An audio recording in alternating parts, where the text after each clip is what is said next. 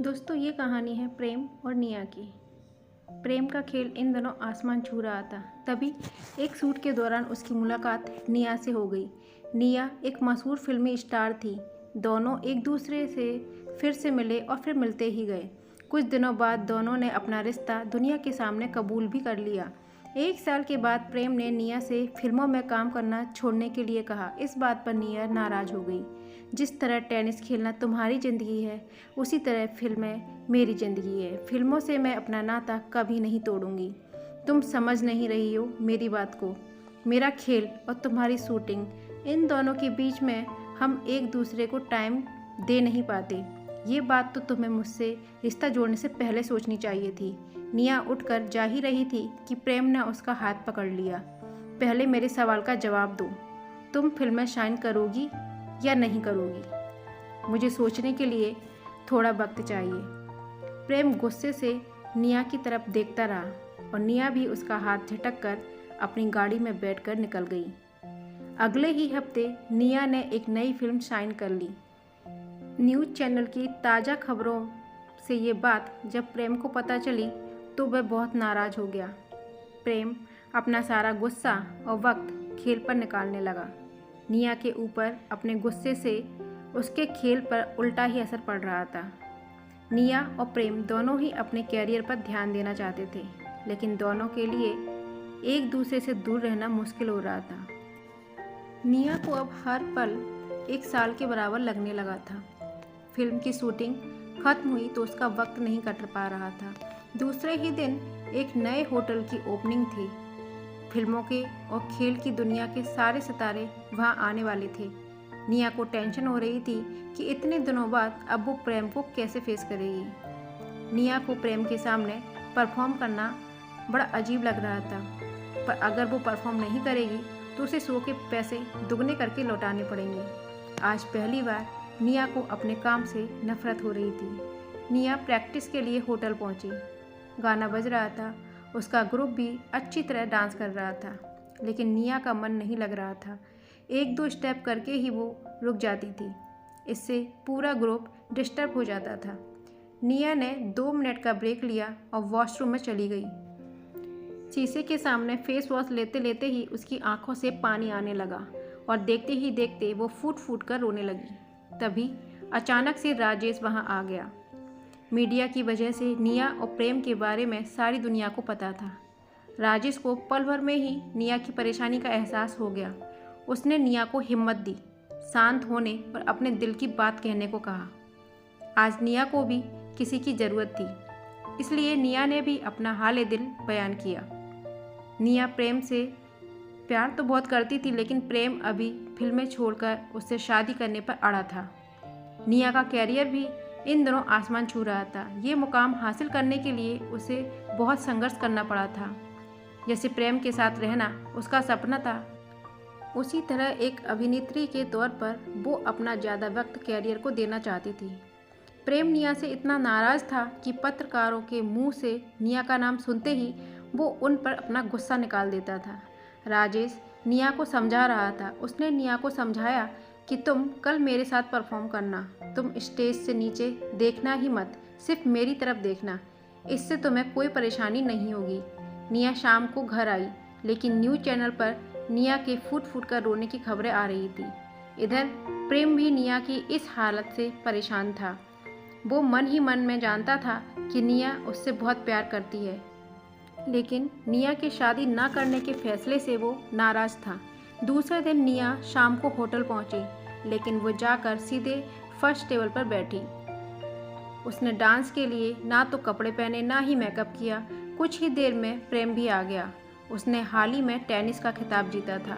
उसके आते ही सबकी नज़रें प्रेम पर ही थी, लेकिन निया ने एक बार भी मुड़कर उसकी तरफ नहीं देखा। निया की आंखें रात भर रोकर लाल हो चुकी थी। चेहरे का रंग उड़ चुका था। वो सिर्फ फिजिकली कुर्सी पर बैठी थी, लेकिन उसका मन प्रेम को देखने के लिए तड़प रहा था। इन दिनों निया का बहुत ही बुरा हाल था। वो किसी भी फंक्शन में जा ही नहीं रही थी। उसका ना खाने पीने में ध्यान था। ये सब बातें सोशल मीडिया में बार बार डिस्कस हो रही थी। शो के आखिर में निया का गाना लगा। निया फॉर्मल कपड़ों में ही स्टेज पर गई और राजेश के साथ परफॉर्म किया, लेकिन पता नहीं क्यों गाना खत्म होते वक्त उसकी आंखें नम हो जाती, लेकिन राजेश ने सब कुछ संभाल लिया। निया की नम आंखें प्रेम की नज़रों से बच नहीं सकी। वो दोनों चेहरे से ही एक दूसरे का मन पढ़ लेते थे। शो खत्म हुआ, सब लोग घर जा ही रहे थे कि मीडिया वालों ने निया को घेर लिया और प्रेम के बारे में सवाल पूछने लगे। इसी दौरान निया के बॉडीगार्ड और एक फोटोग्राफर का मीडिया में झगड़ा हो गया। बात इतनी बढ़ गई कि दोनों के बीच हाथापाई हो गई। फिर क्या, मीडिया को एक और सनसनी न्यूज़ मिल गई। निया इस तरह के वारदात से पूरी तरह टूट गई। बॉडीगार्ड को भी हाथ में काफ़ी चोट लगी। निया ने तुरंत उसे गाड़ी में बिठाया और हॉस्पिटल के लिए निकल पड़ी, लेकिन गाड़ी चलाते चलाते ही निया की आंखें भर आईं। एक तो उसे प्रेम की बहुत याद आ रही थी, या फिर शायद उसे जाने अनजाने में प्रेम के साथ जोड़े हुए इस रिश्ते पर पछतावा हो रहा था। फोटोग्राफर पर हाथ उठाने की वजह से मीडिया निया के पीछे पड़ गया। प्रेम जैसे अंतर्राष्ट्रीय स्तर पर खेलने वाले खिलाड़ी की जिंदगी निया ने कैसे बर्बाद कर दी, इसकी चर्चा होने लगी। इन सारी बातों का असर कहीं ना कहीं अब निया की फैमिली वालों पर भी पड़ने लगा। प्रेम को भी तुम्हें निया से बेहतर जीवन साथी नहीं मिलेगा, ऐसी सलाह उसके फैंस देने लगे। निया के पिताजी ने उसे फ़ौरन घर बुलाया। हम सबको लगता है कि तुम्हें प्रेम से अच्छा जीवन साथी नहीं मिलेगा, तुम्हें प्रेम से बात करनी चाहिए। पापा, मुझे थोड़ा वक्त चाहिए। अगर तुम्हें प्रेम से शादी करनी ही नहीं थी तो तुमने अपना रिश्ता प्रेम के साथ इतना आगे बढ़ाया ही क्यों? हमारे ऐसे संस्कार हैं ही नहीं। पिताजी ने गुस्से से बहुत कुछ बोल डाला। वो निया को प्रेम से शादी करने के लिए कह रहे थे। निया अपने हाथ की अंगूठी को बार बार उंगलियों से इधर उधर कर रही थी। पापा के गुस्से को देखकर उसने अपनी नज़रें झुका ली थी। गलती निया की ही थी, इसलिए वो पापा को कोई भी जवाब नहीं दे पा रही थी। लेकिन प्रेम के लिए अपने सपने को मारकर घर बैठना निया को मंजूर नहीं था।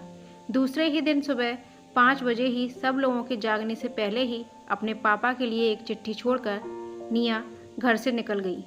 चिट्ठी में लिखा था, पापा, आप शायद मेरा बोझ उठाते उठाते थक चुके हैं, इसलिए आप मेरी जल्दी से शादी कराना चाहते हैं, लेकिन मेरी भी कुछ बातों को समझने की कोशिश कीजिए।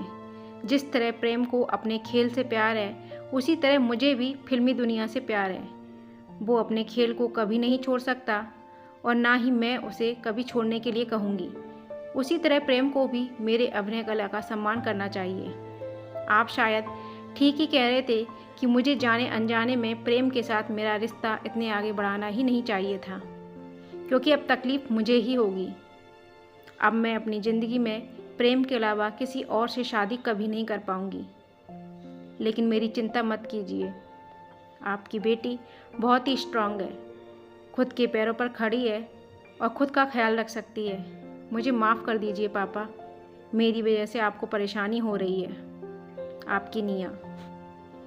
निया के माता पिता समझ नहीं पा रहे थे कि वो अपनी बेटी को गलत समझें या नहीं, लेकिन वो निया को मजबूर भी नहीं कर सकते थे, क्योंकि अब वो अपने जीवन के निर्णय खुद लेने वाली एक सशक्त युवती थी। निया घर से निकल तो आई, लेकिन दिल के एक कोने में वो खुद को बहुत ही अकेला महसूस कर रही थी। सब लोग यही सोच रहे थे कि निया को अपना कैरियर छोड़कर अब प्रेम के साथ शादी कर लेनी चाहिए। दुनिया की यही सोच निया को परेशान कर रही थी। अपने जीवन में वो केवल एक टेनिस स्टार की बीवी नहीं बनना चाहती थी। निया ने अपना अकेलापन खुद को काम में डुबोकर दूर किया। पहले वो साल में 1 फिल्म करती थी, अब वो साल में छोटे बजट की भी 4 फिल्में करने लगी। निया ने खुद को काम में डुबो तो लिया था, लेकिन अब भी उसकी नज़रें सोशल मीडिया में प्रेम को ही ढूंढती थीं। उधर प्रेम का हाल भी इससे अलग नहीं था। जब भी प्रेम को वक्त मिलता, वो निया की ही फिल्में बार बार देखता रहता था। एक दिन अचानक प्रेम की बहन रीना अपने बच्चों को लेकर मायके आ गई। रीना को यूँ अचानक देखकर प्रेम की माँ भी सदमे में आ गई। क्या हुआ बेटी, तुम ऐसे अचानक? माँ, राजेश का एक्सीडेंट हो चुका है। उसे कंपनी ने 1 महीने पहले ही नौकरी से निकाल दिया है। क्या? और तुम हमें अब बता रही हो? सेविंग सब राजेश की मेडिकल में खर्च हो गई। मैं जॉब ढूंढने की कोशिश कर रही हूँ, पर अनुभव कम होने की वजह से मुझे कहीं भी काम नहीं मिल रहा। इन दोनों बच्चों की स्कूल की फ़ीस जमा करनी है। मुझे अभी 50,000 रुपये चाहिए। हे भगवान, किसी दुश्मन के घर भी ऐसा ना हो। मेरी मासूम सी बच्ची। अगर शादी करने के बाद रीना जॉब नहीं छोड़ती तो आज ये नौबत नहीं आती। डरो मत बेटा, जब तक मैं जिंदा हूँ तुम्हें परेशान होने की ज़रूरत नहीं। प्रेम के पापा चिंतित होकर बोल रहे थे। प्रेम खेल के मैदान पर प्रैक्टिस तो कर रहा था, लेकिन औरत का अपने पैरों पर खड़ा रहना कितना ज़रूरी है, इस बात का एहसास उसे रीना की हालत देखकर हो चुका था। प्रेम को भी अब निया की कमी महसूस होने लगी। एक दिन रात को प्रेम अचानक बिना बताए निया के घर जा पहुंचा। निया अब अकेली ही रहती थी। डोर बेल बजी। निया ने दरवाज़ा खोला। प्रेम को अपने सामने देखकर निया चौंक गई। अंदर नहीं बुलाओगी? सॉरी, आओ। कैसी हो? कैसी लग रही हो?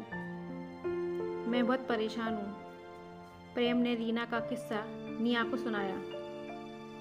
अच्छा, तो टेनिस स्टार प्रेम अपना दिल हल्का करने के लिए तशरीफ़ लाए हैं। एक्चुअली प्रॉब्लम हमारी भारतीय पुरुषों की मानसिकता की है, जो आज भी औरतों को शादी के बाद केवल चूल्हा चौकी संभालने को कहते हैं।